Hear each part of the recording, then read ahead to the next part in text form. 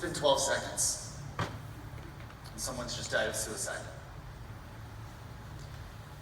In the next 11 minutes, someone will die of a drug overdose.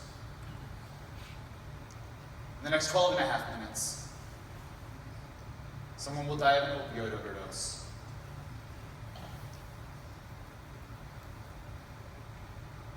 Only 2% of suicides will be confirmed as a link to a drug overdose. But the American Psychiatric Association says that up to 45% of all drug overdoses are suicides. We have created a society of liars. We live in quiet desperation. We live in isolation. We hide our lives from people so that they see the best, but that's not the best. It's time we live out loud. It's time we share our stories. This is mine.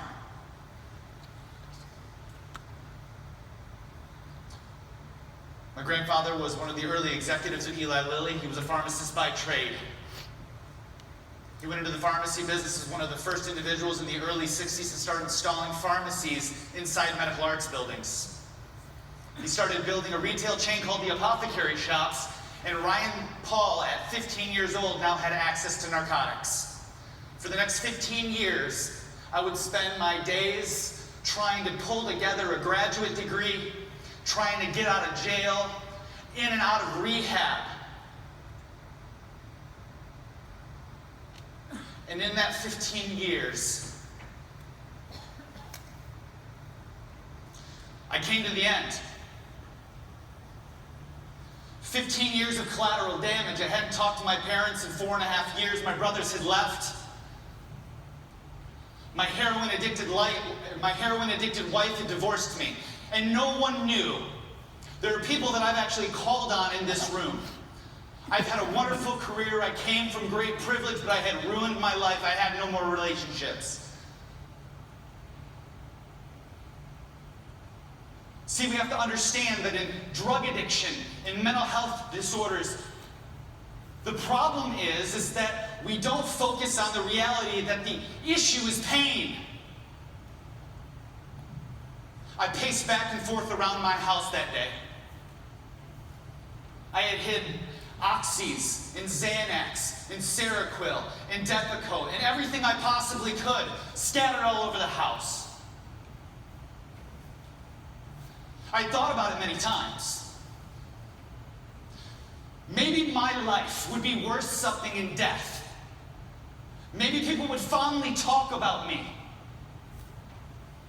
A man with great potential, simply unrealized. I poured 1,000 milligrams on the counter. It wasn't going to be enough. 2,000 milligrams on the counter. It wasn't going to be enough. 5,000 milligrams on the counter. It wasn't going to be enough. I was going to do it right this time.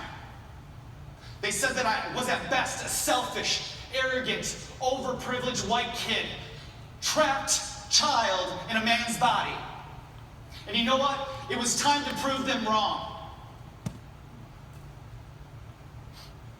I had way more than 5,000 milligrams. I said, I'm going to do it right this time, and I took it all. 15 minutes in, the most perfect peace came over me, the warmth of death. I walked out on my balcony, and I looked out on the Boardman River in Traverse City, Michigan. And it was the first time in 15 years that I felt at peace.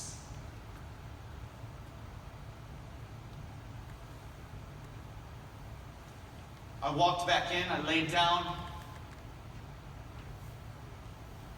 5 or 6 hours later, they had found me. I had aspirated. They didn't know how long I had been breathing, hadn't been breathing. A month on life support. Another 2 weeks on medical coma. Another month of learning how to walk again, but I was alive. I remember the day that I woke up. The pain was still there. It had not been resolved. When I opened my eyes, all I could say to my mama was, I did it right this time. I'm not supposed to be here.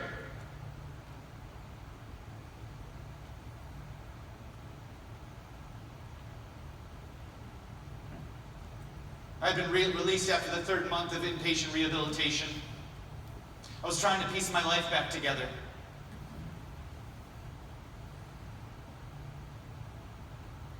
There was a man named King Saul, and he was told that his kingship would be overthrown by a man named David.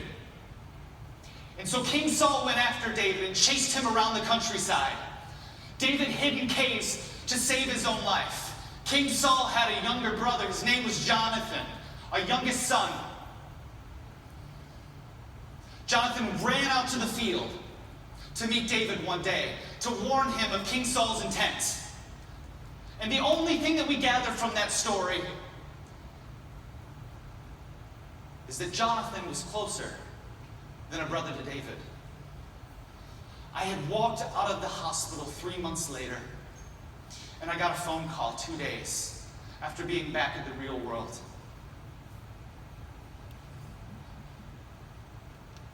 My brother, my best friend, had died of an overdose while I was in the hospital. God, what am I supposed to do with my life now? My wife has left me, my parents won't talk to me.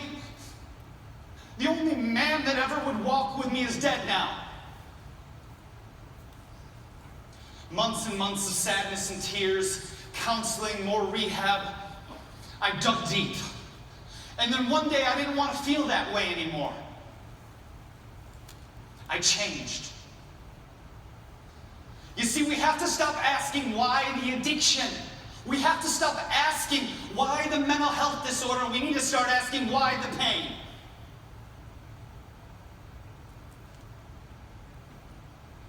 Every day I defy and destroy stigma and marginalization in every community that I walk in. Why? Because these are humans first. I am not an addict. I am a human. I am not an addict. I am a man. I am not an addict. I am free. Don't label me my disease.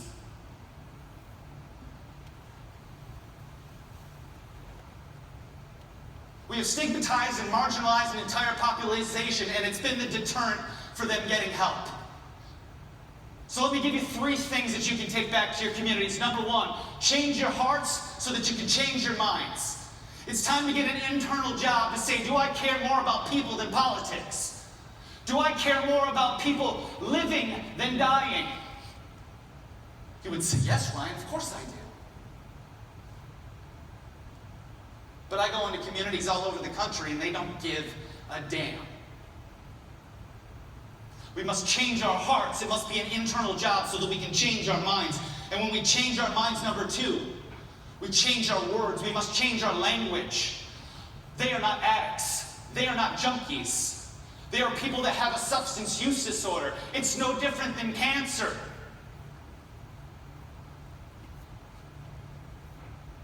And there's freedom. But don't get in the way of it. When we change our minds, we change our words. When we change our words, we help change the story. I have one job. My job is to tell my story so that I can empower others to tell theirs. There are 25 million people in remission from a substance use disorder all across the United States.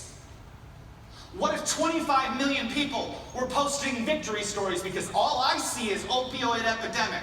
Guess what? We don't have an opioid epidemic. We have a recovery crisis. People aren't getting healed.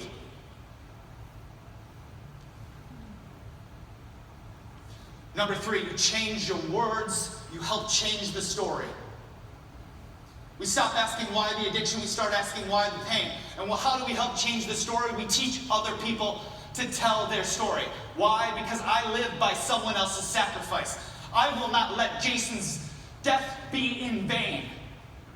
I live by someone else's sacrifice, but I live by the word of my testimony. And neither death, nor life, nor anything in all creation will separate me from that calling. Do you think I care about pharmacy benefit management? Do you think I care about pharmacy management? No, I care about the people. I want to find an at-risk population and pull them out of the miry clay because I don't want them to die like my best friend. I don't want them to have to learn how to walk again. Downtown Traverse City on cracked sand. Daddy, I'm 30 years old and I can't even walk anymore. We got to stop asking why the addiction and start asking why the pain. We have to stop demonizing people. Who cares where they get the drugs, whether it's on the pharmacy or on the streets? That should not be a debate. Opioids are synthetic heroin. There are people that need it. But guess what? I'd rather go to a doctor and get high than find heroin on the streets. Stop demonizing people for using medication-assisted therapy. Stop telling people that the reason why they're alcoholics is because they've isolated themselves into such a progression that they've completely disconnected from the world. And then tell them that their healing is to go sit in the basement. They need freedom. They need to have a voice.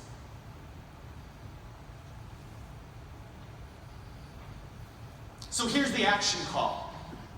Change your hearts. Change your mind. Change your mind. Change your words. Change your language. Change your words, and you can help change other people's stories. I was on a flight from Baltimore to Detroit a couple weeks ago. And every time I sit down next to someone, I tell them my story.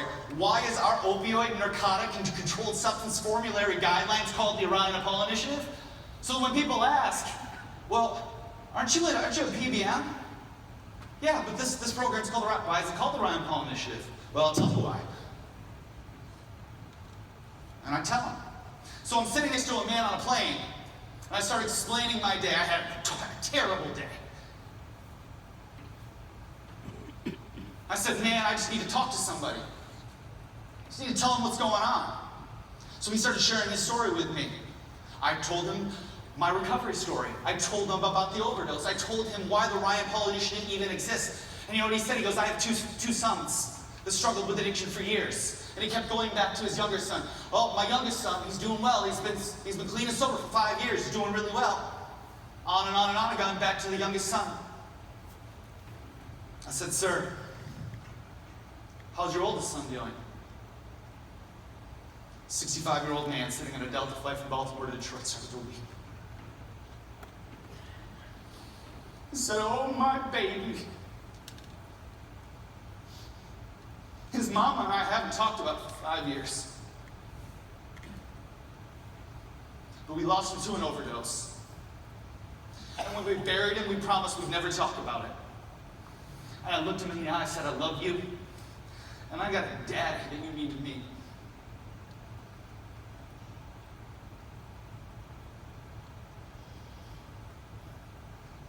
It's time for you to share your story, Papa.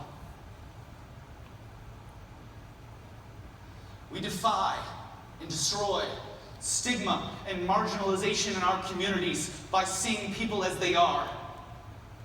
You see, addiction, or the opposite of addiction, is not sobriety.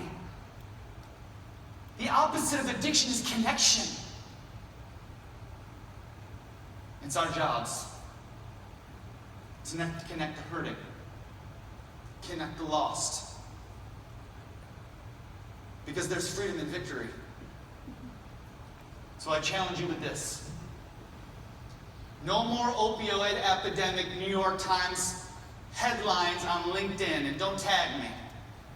Every single week you find a victory story. You find someone that's walking out sobriety. You find somebody that's walking out recovery. You share the victory stories, because there's more victory stories than there is bullcrap bureaucracy that is not going to fix our situation.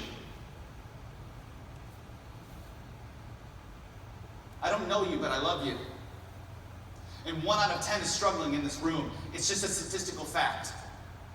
You know where to find me. You call me. Up next, the beautiful Sue Ellen Freed.